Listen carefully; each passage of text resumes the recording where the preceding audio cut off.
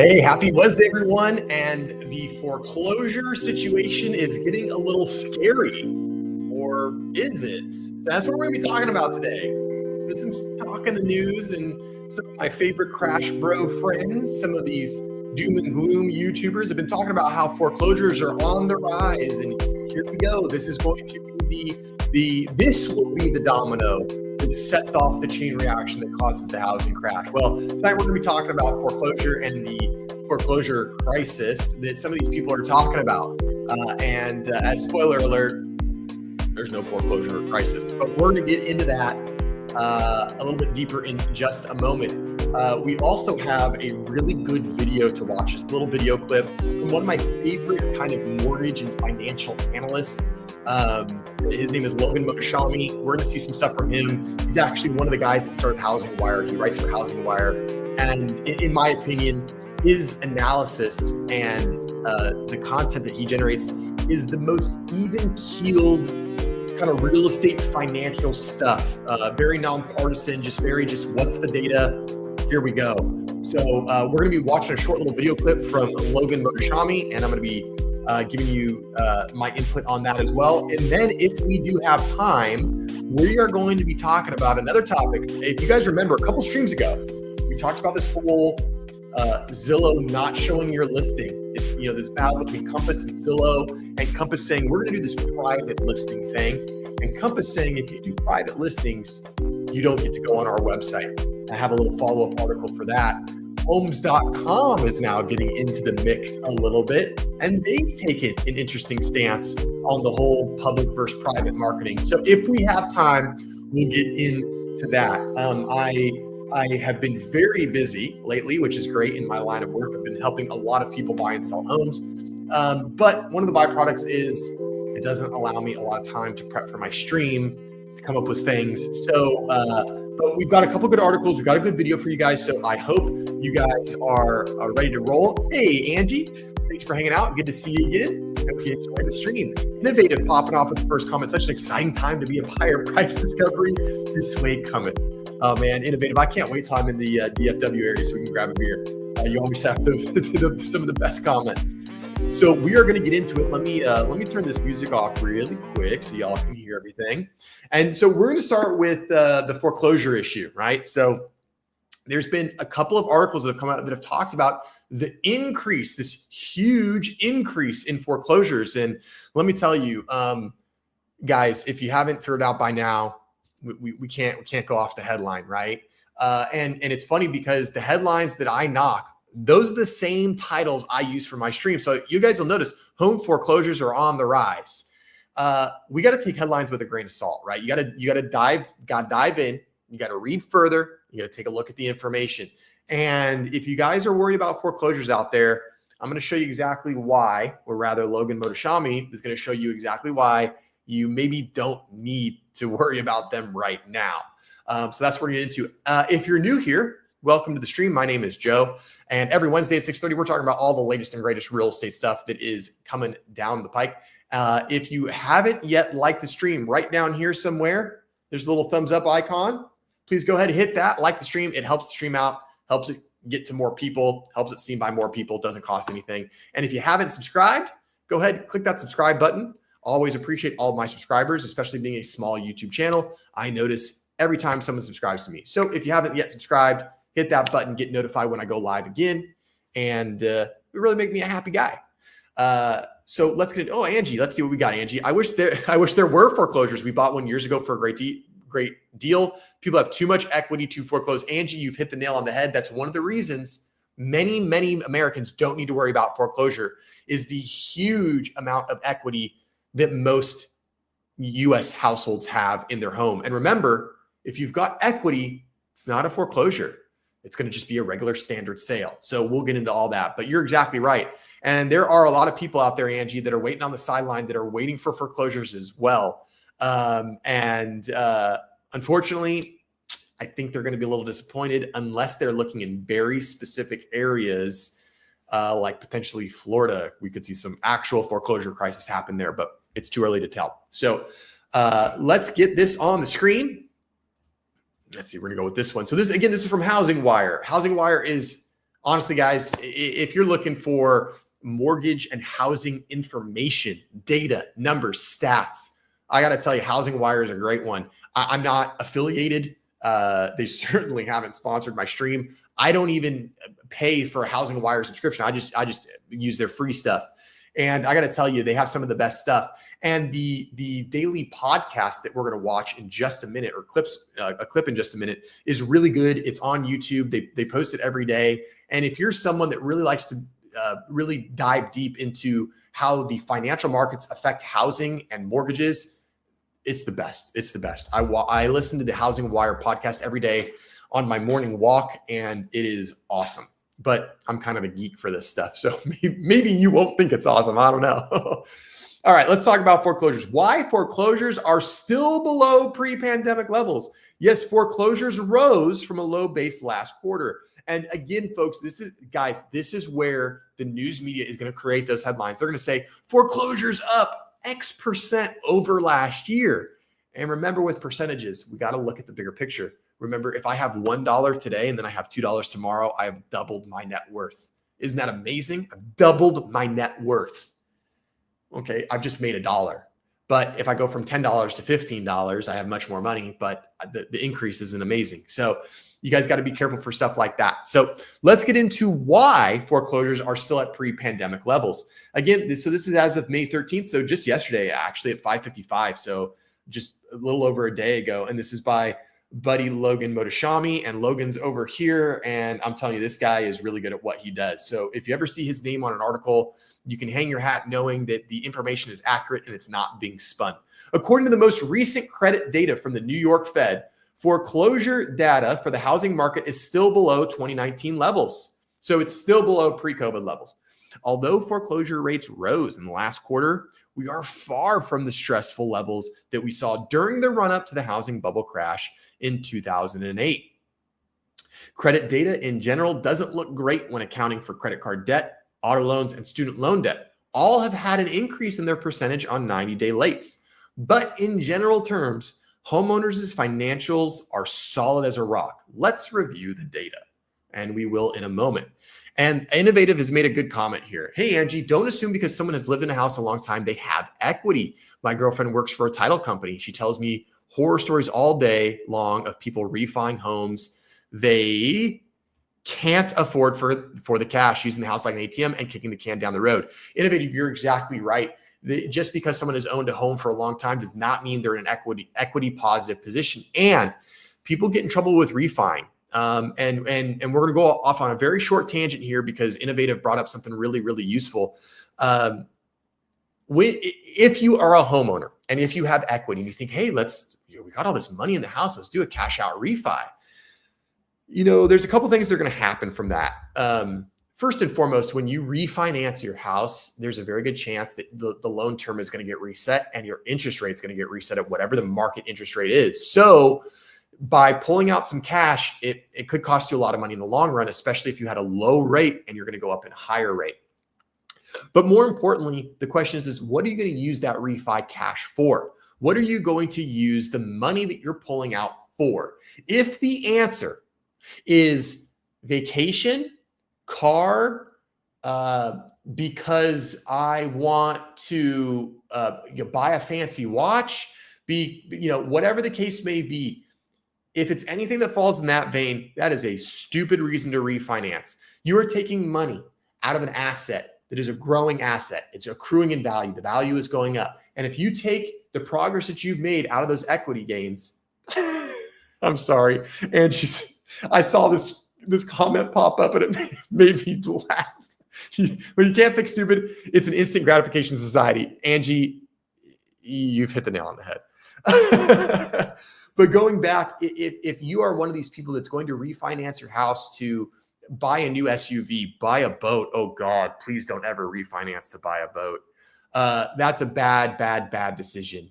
Taking money out of an asset that appreciates, an appreciating asset, taking that cash out and putting it into something that depreciates is a great way to get in trouble. Now, you're going to ask, well, Joe, what is a good reason to refi? A good reason to refi is, well, first and foremost, like if you absolutely need it. For example, if there's you have a medical emergency, right? You've got this big bill and it's going to create problems for you. It's going to hit your credit score. Okay, refi, great. But really, if you refi your house and grab cash out, really, there's only a very few things that make sense to do with that. Number one, make an investment. Now, is that investment going to appreciate faster than the appreciation on your house? If the answer is yes, then maybe it's worthwhile. The other scenario where it's good is if you're going to buy more real estate. So if you're going to take out some cash to go buy a second property, even if it's a vacation home, if it makes sense, okay. Maybe you can Airbnb it on the time that you're not there, or an investment property or whatever. That's okay. If you're going to take the money from real estate and reinvest it back into real estate, okay, I don't have a problem with that. And lastly, the last really good thing that you can do with cash out refi, improve the real estate that you do have. So if it means like, hey, the kitchen is 30 years old and we love the home, we're not going to move, and we've got a ton of equity, but you want a new kitchen. Okay, pull that money out, get the new kitchen. Probably the amount of money that you pulled out, depending on how you do the kitchen remodel, probably the amount of money that you pull out is probably going to come back to you in increased equity by upgrading that kitchen. And that's where we can see that it's okay to use some of those funds. Guys, please, please, please, please, please do not refinance your house and then buy a boat or buy a Corvette or go to Europe for 6 weeks. I mean, do what you want, but that's a tough proposition to be in. You don't want to refinance for those reasons. Refi to buy more real estate, improve real estate, or make an investment such as open a business. Simply that. Oh, Angie brings up another good point. Refi to a lower interest rate. If you have lower interest rate, but that would just be a refinance versus a cash out refinance. So that's a great point though. So if we're talking about, yep, Angie's got the right idea. I've only ever refinanced to redo my kitchen and bathrooms. Bingo. That brings the money back. That's smart. So again, when we're talking about refining, where we don't want to refi to get the new car, to get the fancy watch, to get to go on vacation. I mean, I would say don't even refi to put a pool in your yard. Now, that's my opinion. Maybe if you're a young family and you have 3 or 4 young kids and you're going to be in this house a long time and you're like, hey, we live in Southern California, we live in Texas, we live in Arizona, we've got kids, we're going to be here for a while, we want a freaking pool. Okay, all right, I can understand that, but that's really about it. Don't refi to just have a bunch of cash and spend it. It's not smart. Thanks for entertaining my tangent. All right, let's get back to the foreclosure data. The chart below illustrates that foreclosure data showed little stress for many years prior to the onset of COVID-19 and has continued to perform well since then. Post-COVID, for many years, levels were abnormally low, and we should have returned to pre-pandemic levels by now, even with foreclosure prevention programs in place. These are all my forbearance bros that I get. Oh, when forbearance ends, it's all going to come cascading down. Well, less than 0.6% of mortgages are still in any type of forbearance. So it's kind of a minor thing. We would have already seen that by now if it was a true problem. Innovative. What do you got for us? Apparently someone gets a kickback when the title processors rubber stamp these toxic loans. There's a lot of shenanigans out there under the surface. Absolutely. I haven't heard about anything like that, but I don't doubt it. There's been a lot of rules that have come into place since 2008 and the financial crash, and there's not supposed to be a lot of kickbacks, especially in the title industry. Title, they clamp down very hard. Title can't give gifts to agents. They can't give gifts to clients anymore. They're not supposed to get kickbacks on anything. So innovative, that's kind of surprising. And you got to be careful with stuff like that because people will do crazy things for money. Did also have the pool restuccoed. Okay, so you already have the pool. It needed to be restuccoed. Yep. Again, you're improving what you've got in the real estate. Angie, bingo. You're making the right decisions with the equity that you've gained. Please just don't tell me you went out and bought like a Maserati or something. That would be cool, but it would be a very, very poor financial choice. Late cycle lending risk is always a factor in every economic cycle we experience in the housing market. And late cycle lending risk, he's going to go on to explain what this is. But those are the types of people that are at the most vulnerable stage. We'll talk about that. However, as shown below, the housing credit situation in 2008 had already begun to deteriorate years before the Great Recession started. And that's always been one of the thoughts with the Great Recession is, it didn't happen overnight, didn't happen even over the course of a year. There was lots of things that led up to it. And then we had the catalyst that was foreclosures, and then it all kind of toppled from there. In contrast, the current state of housing credit appears to be much wealthier when compared to credit cards, auto loans, and student loan debt. And this is where a lot of people, a lot of my foreclosure doomers, a lot of my crash bros will point to credit card debt, auto loans, and student loan debt.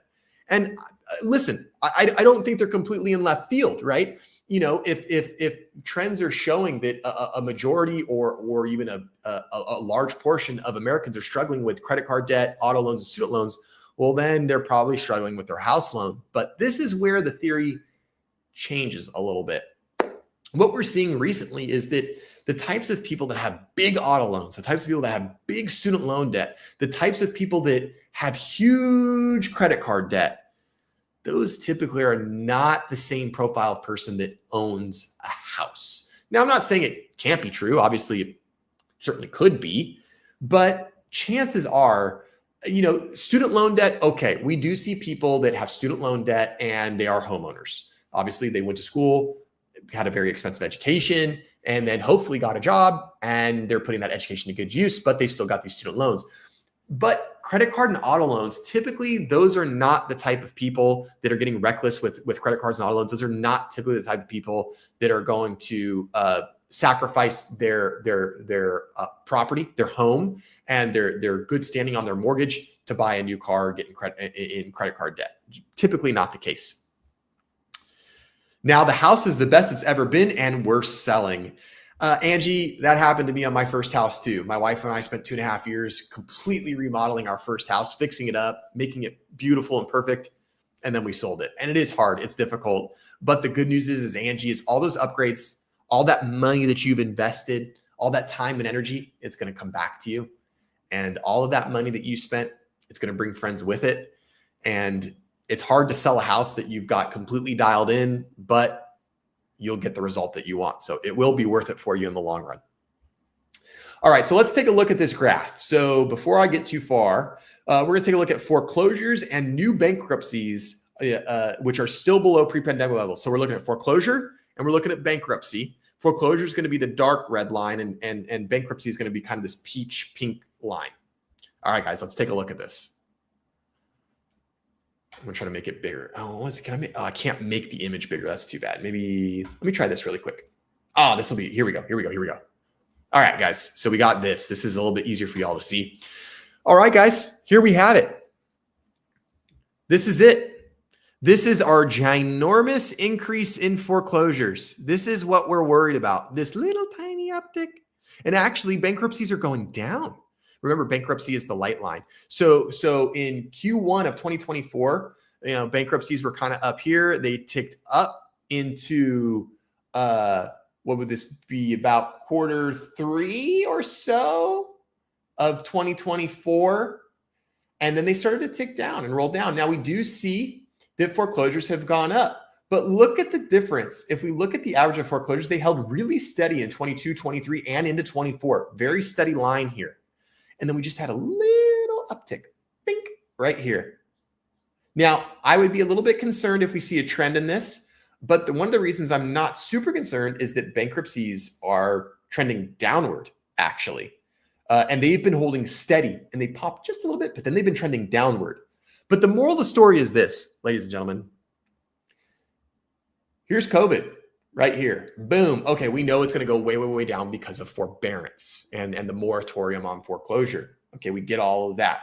So we had our little pops up, but still what we're seeing is that we're still below pretty much every year of the pre-pandemic level that we've had. We're still very, very low. And we've been out of the pandemic now for, gosh, what, 3-4 years? So, the foreclosure thing, it's just not materializing, and we're going to go on and we're going to learn about why. Share this tab instead. The FICO score data. Let me scroll down. Here we go. The FICO score data for housing has been impressive since the qualified mortgage QM laws were implemented after 2010. And again, this is why we have all of these people talking about, oh gosh, there's going to be a housing crash, and oh, just wait till these people can't afford their loans and they can't afford these homes. Guys, remember that after the great financial meltdown, lending standards got extremely strict. And I can tell you this. Now, I wasn't in the business prior to 2013. 2013 was my first year in the business. And I wasn't a licensed agent. I was just what I would call a gopher at the time. I was an assistant. I just gopher. I would go and do this, go and do that, make copies, things like that. But I was still in the industry and I still saw what was going on because I was working for a very high level agent at the time. And I'll tell you what, the amount of documentation that is required for a lender these days, for the amount of times they check credit history, they check employment. I mean, they do it multiple times throughout the transaction. They do it multiple times before they find a transaction. It's pretty crazy. Agent Crypto, what's up, buddy? It is live. Thanks for hanging out. Don't say anything dumb, otherwise I won't put it on the screen. Thanks for hanging out, Agent.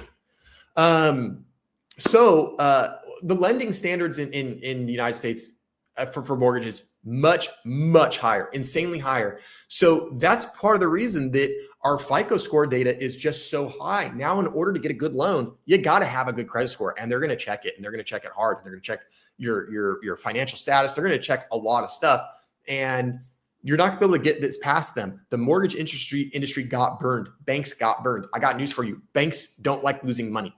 They don't like it. They're not going to do it. And before they give you $700,000 of their money, they're going to make sure that you can keep track of it.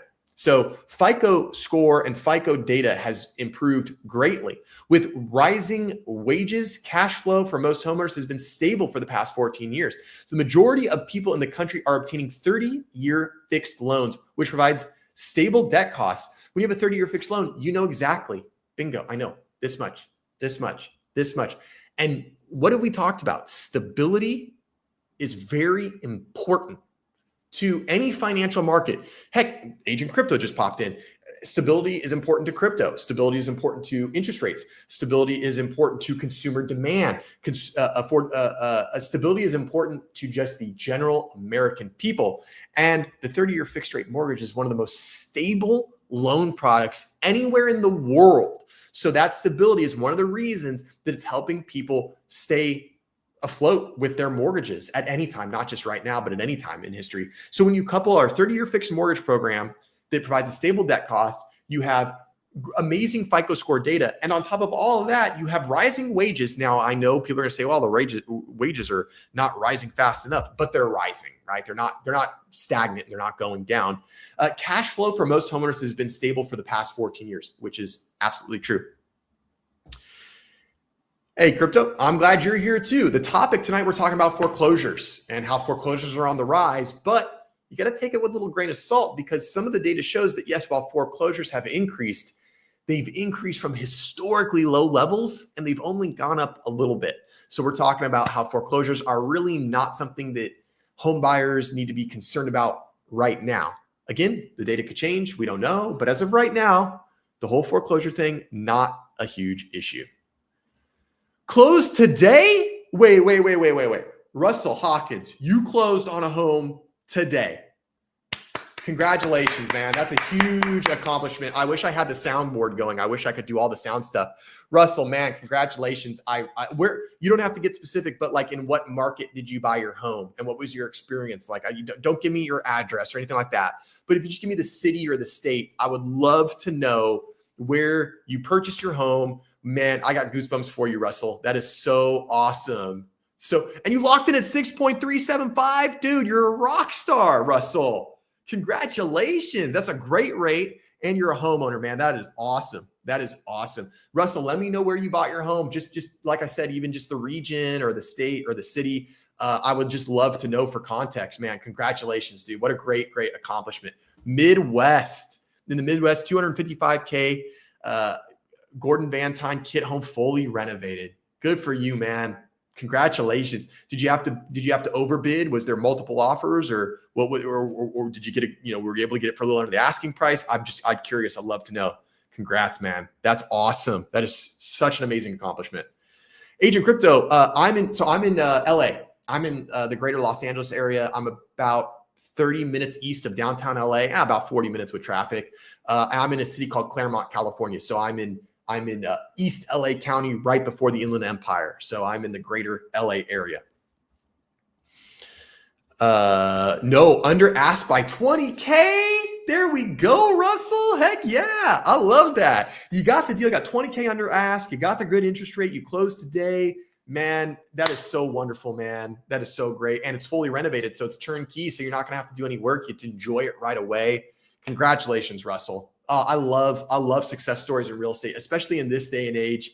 You know, so many people get so defeated. So many people feel like I'm never going to be able to buy a home and I can't do it. And I love stories of people being able to do it because I feel like it serves as good motivation. So I'm so glad to hear that you had success in real estate. That is so awesome to hear about. And I hope you enjoy your home. Angie, I'm close to you. Well, you don't got to tell me where you're at because this is like the World Wide Web. But even if you can like maybe mention something that maybe only you and I would know, don't give me your address or something. But I'm interested. I know because when I saw you on was it Jackie's stream? I think you were commenting on Jackie's stream, and I remember you said something about Southern California and something about the LA area, but I don't remember exactly. But hey, we're almost neighbors, right? That's cool. All right, yeah, and Russell, congrats. If let's see, we got 11 people in the chat. 11 people. If you're watching, we all need to give a hand to Russell. So we got to give him his thanks. Got to give him his flowers. So we need everybody in chat. We got to give a massive congratulations to Russell because this guy is a homeowner as of today. How awesome is that? How awesome is that? All right, so let's take a look at this FICO score data. We're talking about how these FICO scores, you know, a lot of homeowners have good FICO scores. They've got good equity, and that is part of the reason that this foreclosure thing is not really something that we need to worry too much about right now. When I consider why the U.S. has avoided a recession since 2010, excluding the impact of COVID-19, I believe the QM mortgage law and the 2005 bankruptcy reform law have played significant roles. I agree. These laws help moderate household credit expansion, preventing consumers from over-leveraging on a large scale. They have truly been the unsung heroes of the U.S. economy in this century. Yeah, there we go. John Scott, congrats. CH in the Hills, I know exactly where you're at. Okay, that's a nice area, good neighborhood. I'll have to see if I have any buyers for your property. Oh, Mom, everybody, Mom is in the chat. Pam says, got the confetti and we got the champagne. There we go. John says, congrats. Yeah. Cackleberry. Hey, Cackleberry, what's going on? Congratulations, Russell. Yeah, Russell. Heck yeah, this is great. Red. Hey, Red, how's it going? Give him the congrats. Agent Crypto, what's the market like in LA? Do you sell in the IE too? Yes, I do sell in the IE. I actually sell quite a bit in the IE. I sell in Upland, Rancho Cucamonga. I even got some stuff in the high desert. I've sold in San Bernardino. I've sold in Yucaipa. I've sold all over the place.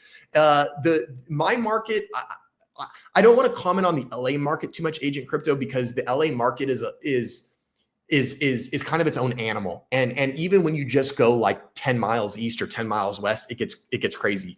LA proper, like LA, like Pasadena and West is still, it's crazy, man. It's LA, dude. It's crazy. Stuff sells for a lot of money. It sells very quickly. There's still very low inventory, although the price gains are not going up quite as much as they were the last couple of years. They're starting to level off a little bit, but they're still going.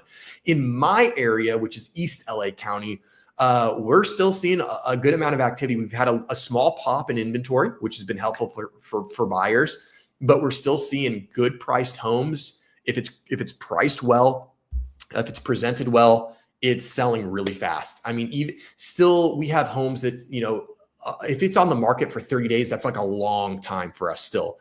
So we're still seeing pricing appreciate a little bit, but it's not quite as crazy. And in the IE, it's slowing down a little bit, but the Inland Empire still is affordable when you compare it to LA. So we're starting to see some people go from LA that can't afford LA. They're getting priced out and they're moving out further east in the Inland Empire. So areas like Rancho are still selling well. Upland still sells very well. Even some parts of San Bernardino. Really, ultimately, it comes down to how you price the property and how you present it. But overall, if you're a seller in the LA or IE area, you're having a pretty good time at it. If you're a buyer, it's easier than it was the last few years, but you still might face some competition. And unfortunately, it's still going to be pretty expensive. So hope that answered your question, agent. If you have any other questions, let me know, buddy. Thanks for hanging out on the stream. All right, so let's take a look at this graph about credit scores dominating mortgages. Now, we have high credit scores. So light blue is 760 plus, the best credit scores you can get. Gray is 720 plus. And then we have kind of this fuchsia, bright pink that's 660, 790. So I wish they would have kind of stopped this at 700 because we consider like 700 above to be pretty good credit for the most part. But for this one, we're gonna really pay attention to the gray and to the baby blue. And wouldn't you know, look at this. So these are the mortgages in the United States. You can see how much money was wrapped up in mortgages back in 2021 and how much equity we've kind of gained. So you can see that great credit. I mean, out of all the mortgages here, we have a very large majority of them being 760 or above. And then furthermore, we have another large bar here. Oh, you guys can't see on my screen. There we go. In fact, I'm going to do this. Open in a new tab. There we go. And we're going to share this tab. And that's why it's bigger for you guys. So you can see back in 08, 07, 06, this was the credit we're talking about. This is the problem. This was the problem. Look at how much red and pink we have in comparison to the gray and the blue. And this is how we kind of knew we're like, oh man, something's brewing. Like there's a lot of credit problem here. This is kind of be an issue here. And then of course they get wiped out in 2008 and the crappy credit people can't obviously have a house. They probably have a foreclosure or short sale on their record. And it never really popped back up. We had a little bit of credit utility in 20 and 21, but guess what? This makes sense. Why did we have high credit utility in 2020 and 2021? Well, people were resting on their credit cards because they didn't have income, right? So of course, credit scores went down in this, but look how many good credit scores went up. All the people that were using their credit card, but they were still continuing to pay their balances. And now what we have here is this 24 in quarter four. So, slightly outdated, but not. We can see that, boom, we have great credit here. Very low in the red and the pink, and a decent amount of gray, and then a ton of blue. Innovative. I love how Joe carefully crafts his streams, composes articles, and we immediately derail him with our comments and questions. Hit the like button, guys. Yes, please do hit the like button. But to be honest, Innovative, I do try to find a couple articles, but honestly, I'm really hoping I can get to the point that we get to a certain point. What I really would love to happen with my streams is we talk about an article for maybe 10 or 15 minutes, and then we just chat and we hang out. I love interacting with you guys. I've got a couple, everybody here is kind of a core follower of mine. And we'll just take a little side note here. I really appreciate all you guys for being here. It really does make a difference. I've got a little counter in the top left of my screen that tells me how many people are watching. And of course, I keep my eye on that. And I really, really do appreciate every one of you guys that tunes in and stays tuned in. It really helps me out. And I enjoy it. So I'm hoping to get to the point where eventually we can cover an article for maybe 10 or 15 minutes. And then you guys can ask me your real estate questions. We can take a look at goofy listings on Zillow. And, we can kind of just, kind of hang out. That's what I'm getting towards, but we're not quite there yet. But I appreciate that. And yes, thank you. Please do like the stream. Hit that like button. Thank you, guys. All right, Angie, what do you got? If it's move-in ready, should you list a little lower to get multiple interests instead of starting higher to have room to negotiate? All right. I will tell you this on that subject. I am not a fan of starting higher and leaving room for negotiation. In real estate, when and you know this, Angie, I know you're going to know this. This is not going to be a surprise to you. You're savvy. You know what's going on. You're locked in. I do not like pricing high and building in for negotiation because you run the risk of overpricing the property and turning people off. And if you turn people off, those first 1 to 3 weeks are really crucial for a listing. Once it goes past that, you're kind of trying to maintain the attention of buyers. Angie, in the area that you live, probably, and I don't know your house obviously, but in the area that you live, And with the house that's move-in ready, like you've described with, you've updated some kitchens, bathrooms, got the pool done. I don't think there's a possibility of you underselling your house. Your house is going to sell for what it's worth. And I think if that means pricing it on the aggressive side lower, I think that's the smart thing to do. So put it to you this way. I'm sure you sat down with your real estate professional, your broker, your agent, and they gave you a market analysis and they said, hey, Angie, this is what the homes in your area are doing. We're seeing, and I'm going to make up numbers because I don't know. We're seeing that homes in your neighborhood are selling between 800,000 and 900,000. And, I think that, we think that potentially, 850 is kind of where your home falls. You might want to list at 835 or 830 or 825.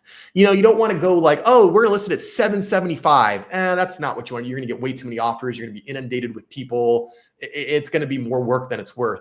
So I'm not saying list low, but maybe list on the lower side of the range that you're presented, right? If that makes sense. So that's my case on that. I'd want my buyer to pass appraisal. Yeah. So if you're talking about getting appraisal on the property, yeah, appraisals are really, really, really important. Yeah, definitely. You want to make sure that your property appraises. I'm not talking higher than what it's worth, but lower to get multiple. Yeah, that's what I'd say. If you and your agent say, hey, we really think our home is worth 850, it's definitely consider pricing it at maybe 835 or 830 or 825, something like that. Not way low, and certainly you don't want to overprice it. For instance, if you said, oh, I think our home's worth 850, you could say, well, 875. That's not that much higher. But I'm a fan of trying to get multiple offers.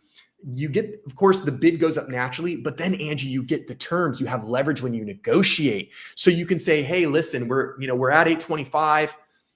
We've got bids, and it gets bid up to 860. And you think, oh, it's only 10,000 over what we said. But at 860, maybe you can say, hey, you only get 10 days for an inspection. We're selling the home as is. We're not going to do any repairs. And guess what? We had 5 offers. So if one of you doesn't like this, we'll just go with someone else. So now not only did you get 10K over your asking price, but you got to sell the property as is with no repairs, and you lower the timeline so that the buyers have to work quicker, right? So it's not just about, oh, can I get more money? It's, can I get more money? Yes, but then can I also get better terms or a better deal for what I need? And, maybe you need to negotiate in a rent back, right? Maybe you need 5 days to move out because the next house isn't ready yet. Well, if you list it a little low and get multiple offers, you have more leverage to negotiate that into the offer, if that makes sense. Yeah, 10K lower or so. Yeah, maybe 10 to 15K lower, I think would be good. It kind of gets people's attention. Ooh, this is priced really well. It looks good. It's in a good neighborhood, good area. Yeah, I think that could definitely work. Agent Crypto, let's see, what do you got? What percent of FHA are delinquent? And how does that compare to the average percent the last 15 years? Those are two good questions. Those are 2 really good questions, Agent Crypto. What I can tell you is that I don't have the data on hand. I'd have to Google it and look it up, which I'm happy to do for you. FHA delinquencies are up, but FHA loans are a much, much smaller percentage of loans in comparison to conventional or cash. Also, keep in mind that 40% of all homes have no loan. They're owned outright, free and clear, no mortgage, right? And that number is actually going up. So in terms of increase in FHA delinquencies, yes, they're going up. But remember, FHA products are originally intended for people with credit challenges, right? So these are already slightly higher at-risk lenders, which is why FHA loans, that program was made, which is also why FHA loans typically have mortgage insurance, right? You can have mortgage insurance on a conventional too, but on an FHA, it's much more common and it's usually much, much higher. So the FHA delinquencies, in my opinion, aren't a huge problem right now. Again, we have to take all this data with a grain of salt. I only ever operate on the data right now. I'm not going to pontificate or say, oh, we had a 3% increase in foreclosures. That means next month there's going to be another 3, and then another 3 after that, another 3 after that, and then in a year the wave's going to start. I don't operate that way. So FHA delinquencies are going up. I don't have the data that has it compared to how, the average percent over the last 15 years. I don't have that, but it would be interesting to look at. But given the fact that most loans in the United States are conventional, and the 40% of homes don't have a mortgage at all, which obviously those can't foreclose on. Those aren't an issue. I personally don't see FHA delinquency being an issue right now, but those are two great questions. It just sucks if you don't get multiple offers. Yeah, that's always the goal. It's always the goal, Angie. It's always the goal. Multiple offers. All right, let's go back to, oh, I closed the wrong screen. Hold on 1 second, guys. 1 second. There we go. This is what we want. Okay. So we got great credit. We're very good financial standing. We're not over leveraged at all. You can see a majority of FICO score data for 14 years have been 720 and above.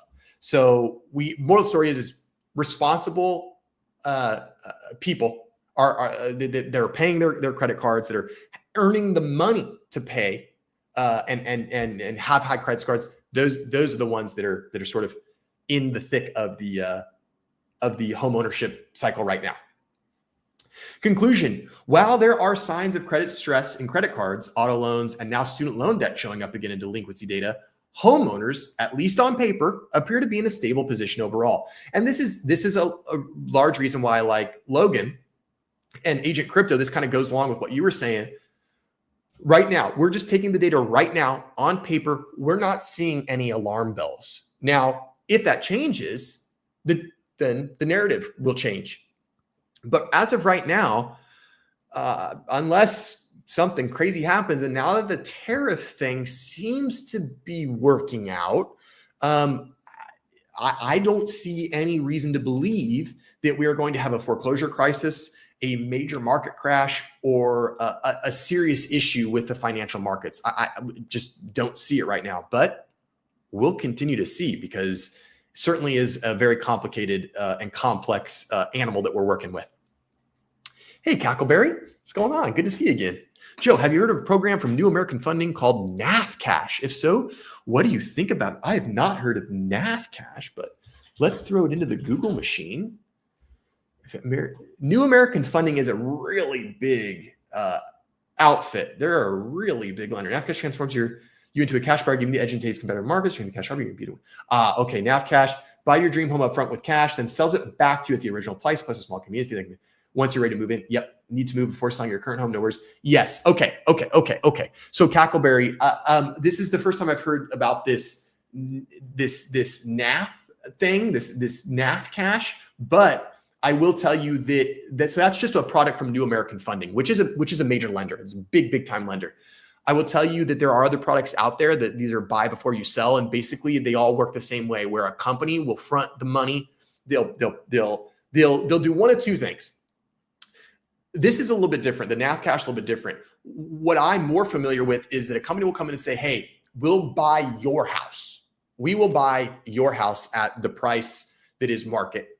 And then we'll give you the money, and then you can go buy the next house. And then once you sell your house, then you pay us back, and there's a small fee. They usually, they're going to charge you, right? Obviously. So that is viable. I mean, with this, Cackleberry, I can't give you any direct firsthand experience about NAF Cash.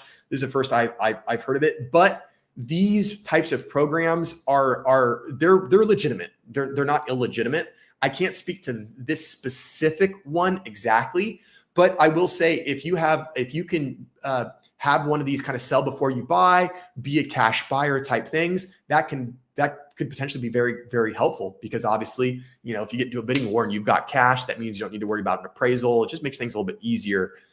So it could very well be something that helps many Americans that are kind of locked into their home. Hey, David, what's up, buddy? Hope you're doing well out in Omaha. Hope everything's going well for you. Thanks for hanging out. Hopefully interest rates go down a little in the next few months. Yeah, I think that they potentially could, but Angie, and I think you would like this, and we're going to watch the video next, but you need to pay attention to Housing Wire and the Logan Motoshami podcast. I think you'd like it. We need to see a little bend in the labor market. I think the Fed is really honing in on inflation in the labor market. And right now, inflation is not going down. It is going up, but at a slow pace, which is okay. But the labor market, we just continue to add jobs. We continue to add jobs, and the Fed is going to resist lowering rates if we keep adding jobs. So it's a little bit of a double-edged sword. Obviously nobody wants people to lose their jobs, but at the same time, we could really use some lower interest rates. And the only way we'll get lower interest rates is, unfortunately, if the job market softens a little bit, which it's not going to happen. Yes, NAF cash, it is kind of like a bridge loan. A bridge loan is a little bit different. Usually you don't get the full value of your house. They're just going to give you a portion of it. But yeah, similar thing to a bridge loan. Yep, similar thing. Last time the Fed cut rates, the 10-year went up 50. Yeah, exactly. Which was weird. The Fed cut rates twice, and both times mortgage rates went up. Weird stuff. Very weird stuff. Okay, let's go back to this. So, let's see. At least on paper, we're looking good. Unfortunately, when the next recession occurs, renter households are likely to bear the brunt of the impact. On the other hand, homeowners not only tend to have strong credit scores, but they also possess a significant amount of equity in their homes. And here you have it. I mean, this is, here you go. This is it. And I'm going to open this in a new tab, and we're going to share this tab instead. And this is why. So negative equity, this is the problem right here. And I hope, is Crypto Cat? What was his name? Agent Crypto. Agent Crypto, I hope you're still in here, because this might be helpful for you to take a look at. This is one of the reasons that foreclosures are not going to be a problem, because remember, it's only a foreclosure if the homeowner owes more than what the property is worth. And when 82% of borrowers have at least 30% equity in their home, I got news for you, those are never going to be foreclosures. And with 40% of homes paid off, this idea of this mass foreclosure wave, and that's going to be hard to get. Now, I will concede. This is where I will concede. Major geopolitical event takes place, that could shake things up for sure. So I'll concede that. If we get a crazy freaking war, if someone decides to launch a missile at someone, if someone decides to invade someone, we'll have a problem. So that would be a thing. And then the second thing where I concede that we're going to have an issue is when baby boomers die. No offense to my baby boomers out there, right? It's my parents' generation. But in 12 to 15 years, as far as 20, when baby boomers start to leave us, it is going to open up some things. Do I think that's going to incite a crash? No, because that would entail that a lot of baby boomers give up their homes simultaneously, which this just won't happen. But I think we're going to start to see a little bit of relief at that time. But for the next 5 to 10 years, it's going to be tough. It's going to be tough in terms of affordability for housing. But this is why we have such a great situation for most American homeowners. Here we go. A huge portion, what would this be? Let's see, we're gonna try to follow this over as straight as possible. This is like 70%, no, like 65% of people have less than 60% loan to value. So that means, so loan to value, if the house is worth 100,000 and you owe 100,000, your loan to value is 100%. 100% of your loan is equal to 100% of the value. You want a low loan to value ratio. That means you owe less to what your home is worth. So we can see that if you add all this up, 82%, that's this and below, this purple and below, have at least 30%. 30%, that is crazy.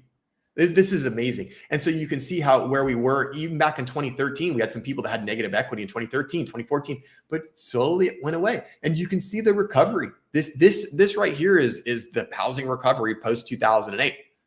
So just another kind of visual way to see what strong standing that we're on, really. Let's see. But Joe is right. Oh, I love hearing those words. Innovative. Thanks. But Joe is right. As long as the labor market is tight, the 10-year ain't moving. Yep. Agent, let's see. Do you think this year the U.S. will have more inventory than that of 2019?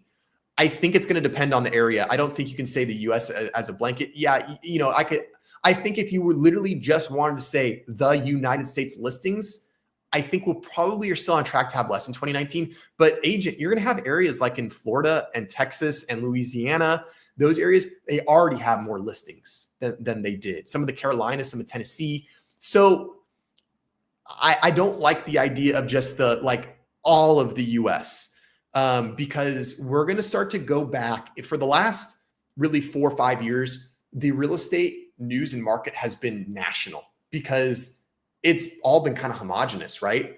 For the last 5 years, we all know the story.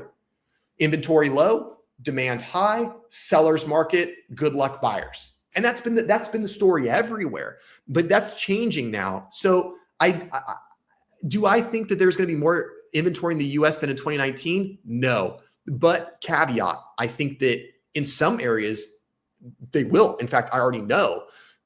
So that's my take on that. But we are moving towards the right direction. We need more inventory. We need it. We're starting for it. Everybody wants more inventory. We have a huge demand. Inventory will help, and we need more of it. What we really need is we need it spread out amongst a lot of the metropolitan areas, which is much harder to do. All right, guys. So we're coming up on 50 minutes. That's awesome. This was a phenomenal article. And gosh, you guys have been awesome tonight. We are going to take a look at this little video clip that I have. It's probably going to be about 3 or 4 minutes long. So we're going to go through this. And this is from the Housing Wire Daily Podcast. Share this tab instead. Bingo. So make sure your volume is up. If you guys can't hear it, let me know, but it should be working just fine. In fact, I'm going to make sure this is up. This is a really good podcast. They put it out almost every day. And so we're gonna go through this. And again, I want to know your guys' thoughts. Let me know what you think. And I'm going to tell you what I think. And let's get into it. Our favorite foreclosure fanatics are back. What is spurring them on right now? They were quiet for a while, and now it's like foreclosure. Everything's crazy. What's going on? I believe this is actually a useful tactic for them. I think pushing the big housing collapse and then all of a sudden demand stabilizing and pricing firming up. The housing bubble boys are very predictable sentence structure, speech patterns. So you can see, Logan and I share a similar sentiment. The housing bubble boys, the crash bros. He's a very similar way. He's obviously not in the camp that there's going to be a real estate crash.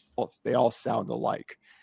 So I've seen this emphasis on foreclosures, recession, which, even my 6 recession red flags have been up since August 5th. And that's one of the reasons I like Logan is he just said right there, yeah, they've been talking about a recession. And when I saw the signs of a recession, I said, hey, it looks like we might be heading to a recession. But that's the difference between some of these analysts and a lot of the doom and gloomers. A true analyst should be able to look at the data and say, this is what I'm seeing. And then if they get refreshed data 6 months, then they go, oh, this is how the data has changed. And maybe this is how my analysis is changing. And that's what Logan did. Logan goes, there's no recession signs. There's no recession signs. And actually in August, we are getting some recession signs. There could be. And then it kind of tapered away. Of course, the doom and gloomers, the crash bros, the housing bubble boys, they all said, nope. Got a problem, foreclosure. Credit channel data is not their expertise. These are the forbearance crash. And that's what he's talking about. He's talking about these people are not experts in credit utility, credit utilization, and credit leverage. And that is one of the huge factors that goes into a housing crash and went into 2008. And that's what he's talking about right there is they're not looking at that stuff. Crash bros, by the way. So when we recession, which, even my 6 recession red flags have been up since August 5th. Credit channel data is not their expertise. These are the forbearance crash bros, by the way.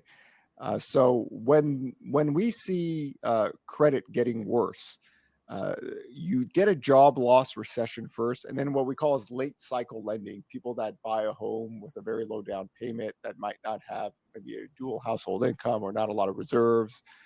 They would be, if they lost their jobs, that's the group that would actually be a foreclosure risk. And remember, minimum 9 to 12 months. You have 30 days, you have 60 days, 90-day delinquencies. So he makes a great point, right? So that's that late lending, that late cycle lending that we talked about in the article, where it's like, those are the people that like, oh, I put 5% down. My mortgage payment is like 35%, 40% of my income. I'm over leveraged. Oh, and then I lost the job. Those are the people that are going to go into foreclosure. And the fact of the matter is that's just not a large amount of people. I mean, after all, we've had the lowest amount of home sales for the last 3 years than we've had in the last 30.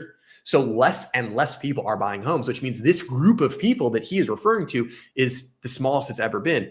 So if we did have a job loss recession, those people would be hit. Others could be too, but those ones would be hit right away and we'd be first. But that number is pretty small. No defiling. So that's a whole process. That's why I try to get people to think about forced equity sellers first, rather than supply being created by foreclosures. I think if somebody lost their job and have a lot of equity, they can do that. But in scale terms, it's nothing like 2008, because in 2008 we had rise in foreclosures and bankruptcies years before the job loss recession happened. So the foreclosure. And we saw that in the chart. He just said, years before the recession, we saw a rise in job loss and bankruptcies. And what did we see in the chart? We saw in 2003, those bankruptcies started to go up. 2004, they kept going. And then boom, it hit in 2008. And right now we don't see that. Remember the chart we saw bankruptcies actually start to trend down in the last few quarters. Data is just working itself back up to pre-COVID-19 levels. And that's how you look at credit risks, where it was very obvious back then. And just for everyone to notice, when they show you these vacant home charts, like there's 14 million vacant homes, take the chart, take the data, go back, 10, 20 years, you'll see that the vacant data actually rose going up to the housing crash. Foreclosures and everything's were increasing. It's been declining for years now. So that's another one that the crash bros like to go to. Oh, look at all the vacant homes. This is the shadow inventory. These are vacant homes that people don't live in them, and they're taking inventory off the market. It's keeping prices high. And then when this shadow inventory gets unleashed, all this stuff. So he's talking about how that doesn't really exist. And that was actually vacant homes were going up pre-2008, and actually they have been trending downward, which makes sense because demand is so high and supply is so low. People aren't going to let an asset like a home just go vacant. They're either going to sell it, they're either going to rent it, or they're going to use it. They're not just going to let it sit there. It's another tactic that's used to scare people. And one of the scaring tactics is, my father texts me often. And usually he's a baby boomer, so he falls for the baby boomer traps on articles. And it was a housing bubble headline article. And of course, my father really doesn't read any of my work or really listens to what I say for like 20 years now. But in the report he read, he said, but these people are talking about something that's going to happen 10 years from now, like when, the baby boomers die. Yes. That's right. They're manipulating you they're wanting you to click the article by saying housing bubble. And you did it. Why? Because you're a baby boomer. That's what you guys do. Which is why I was so offended when you were like, oh, aren't I thought that look was funny, but you can see, straight from a professional. And this podcast is really, really good, guys. It's 31 minutes long, and I would actually, I could have made a whole stream, and I thought about making the whole stream just reacting to this podcast because it's so good. But I'm going to put this link into chat, and then you guys can check it out. Bingo. MH, is there a penalty for being late? No, there's no penalty for being late to my stream. It just means that you have to like it and subscribe if you haven't. So that's the penalty. Sorry, but you can hang out. You can stick around. Thanks for coming in. Appreciate it. All right, Agent, you got good questions. Let's see. What's your take on 2024 having the lowest home sales transactions since the 90s? Will we have more or less home sales this year? What does that say about the market? Okay, what's your take on 2024 having the lowest home sales transactions since the 90s? I mean, it's no surprise that home affordability is low, but my take on that is the fact that you have people that are still facing the lock-in effect, right? So you still have people that are unmotivated to move. What makes them unmotivated to move? Two main reasons. Number one, they don't have a mortgage. They don't have it. They don't have a mortgage. Their mortgage is low. Their mortgage is paid off. If their mortgage is paid off, and this varies from state to state, but if you're here in California, which it sounds like, Agent, maybe you're familiar with this area, in California, that means that all you have to worry about is property taxes. And if you bought your home 15, 20, 30 years ago so that you could pay it off, your property taxes are probably extremely, extremely, extremely low. If you were to sell and buy a new home, If you're over 55, you could transfer them. If you're not over 55, you cannot. So that's a barrier for people moving too. So you have a lot of people that have sold off their homes and they're not looking to take a new mortgage. And on top of that, we have people that are locked into these low rates, low payments, and they're not going to move unless they really, really, really have to. So obviously, you know, and it also has to do with inventory, right? We don't have a lot of inventory. So when there's less inventory, there's less viable units. So that goes to it as well. So there's a lot of factors that go into that. And then if somebody just brought this up, here we go. Bingo. Home insurance, right? So home insurance is another one. So depending on where you are, maybe that the home that you have now is in a low cost of insurance area. And maybe the only area that you're really interested in moving is a much higher cost insurance. So there's a lot of reasons that home sales and transactions could be lower in 2024 in previous years. I will tell you that in my area, transactions have gone down, but they're not much lower than 22, 23, and 24. All the years have been the same. So I really think it's a very much a localized thing. Will we have more or less home sales this year? That I don't know. So when you say like, are we going to finish 2025 out? It's only May 14th, and that type of prediction I don't want to make. It would be haphazard of me. My gut tells me that because affordability has not really greatly increased and interest rates haven't gone down, I don't think we're going to really have much difference in 2025 as compared to 2024. I think if the Fed would have lowered rates a little bit, or if we did see a little bit more price softening in the general real estate market in the United States, potentially. But so many of our areas, again, take the Sun Belt and draw that line south. So from Texas to Florida, the prices are softening, but everywhere else they are not. So a significant majority of the United States, prices are still holding steady. And while they're not going up as quickly, they're still going up. They're just going up slower. So since affordability has not increased greatly and interest rates have not favored buyers very much, I think transactional stats are probably going to stay lower. And we're going to see that really only the very solid financial home buyers are going to be the ones that are making the moves, the ones that are really have a lot of savings. Maybe the people that already have high equity in a home and they're selling it and they're purchasing another home. I think it's going to continue to be tough for first-time buyers for the most part, unless they're getting help from family or friends that have more money. So that's my take. I hope that answers your question, Agent Crypto. You got some good stuff. Keep it coming, brother. Thanks for hanging out. Okay. Yeah. Insurance sucks, man. Insurance is going from 609 to 760. And that's not bad. What was it? State Farm? Yes. State Farm just got the approval for a 17% emergency rate hike here in California. And I think they just did like a 20% not that long ago. So 609 to 760 is not fun, but at least it could be worse. I have a 3% rate and my mortgage is less than a 1-bedroom apartment. And that, folks, is why people are not moving. And it's true too. It's crazy. And I believe you. And Angie, and you don't have to share this. Like, I still, wonder, where you're moving and why. Maybe you can just tell us what's your motivation for moving, and are you staying in the state or are you going out? Because I would just be interested, because 3% rate, you have a nice house. And if I interpreted your hint correctly, you live in a pretty nice city. I would just wonder what your motivation is for moving. Just curiosity. And Cackleberry flexing the 3.75. Heck yeah. Not going to insure my roof. 3.375 here. Yep. Cackleberry, bingo. Yeah, 24%.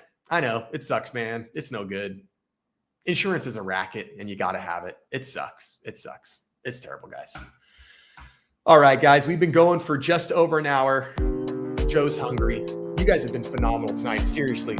Honestly, guys, not every stream is amazing. We have 14 live viewers in the chat right now. If you haven't hit the like button, please do hit the like.